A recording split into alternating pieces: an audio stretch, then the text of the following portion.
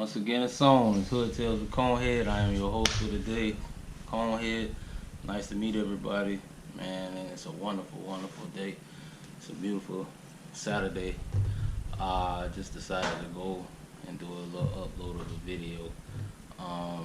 For the most part, I'd like to thank all my subscribers, thank all my supporters, thank everybody, my family, everybody who's rocking with me on this situation and dealing with, you know, legal situations and all my personal battles and all that. I appreciate y'all and thank y'all for standing with me throughout all the bullshit, all the drama, everything like that. I mean, I really, really appreciate y'all.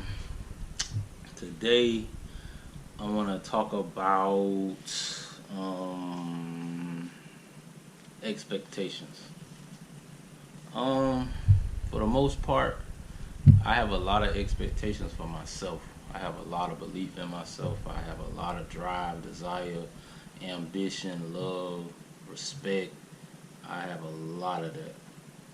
And my expectations are very, very high. And a lot of people don't understand that. I mean, God wired me different for some reason. Like everything I can think of from my childhood to now, it's just always been I want more out of life. I feel like I didn't belong. I felt like I was not saying worthy, but I just didn't feel like where I grew up and where I came from was just like enough. It seemed like I was destined for something bigger and greater. So for some strange reason, even as a child, I always saw myself doing more. So I felt myself doing more, wanting to do more. Never was like content with this. Like Christmas would come around and I would get a gift and I'm like, well, where the other gift at?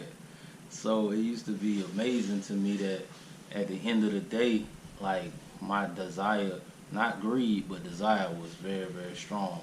Like I always said I wanted to be a multi-millionaire simply because when I used to watch the lifestyles of the rich and famous Thursdays at 8 back in the 80s, it was just something that appealed to me about the lifestyle and how people were just seemed like they didn't have a care in the world. They didn't have too much to, worry about. It's like everything was like he said, champagne dreams and caviar wishes. That's just how it was. It was very extravagant.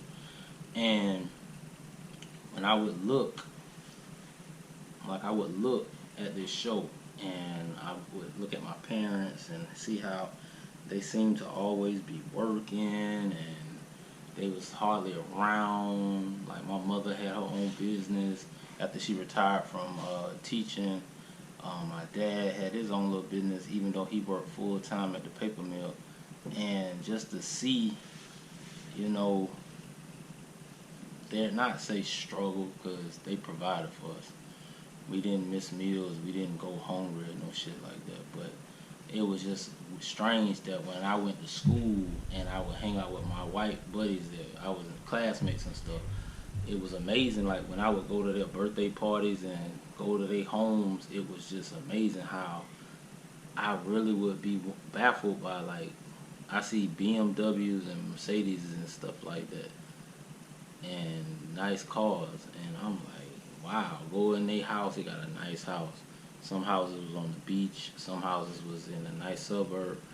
And my mother would let me go with my classmates to these birthday parties. Now, I hadn't been to the Burger Kings and the McDonald's parties, but when you go to their home and you see they got every toy you can think of that imaginable that you would like to have as a kid, it was just amazing. Like, damn, this boy got all the Transformers, he got all the G.I. Joes, not just the action figures, but this man got all this shit, the tanks, the helicopters, the platforms for the headquarters for both Cobra and G.I. Joe, and it was just like, wow, like, this was their life, and they lived this life every day, and it was just amazing to know that they had this lifestyle, wore the best clothes, like, Guess was back in the 80s,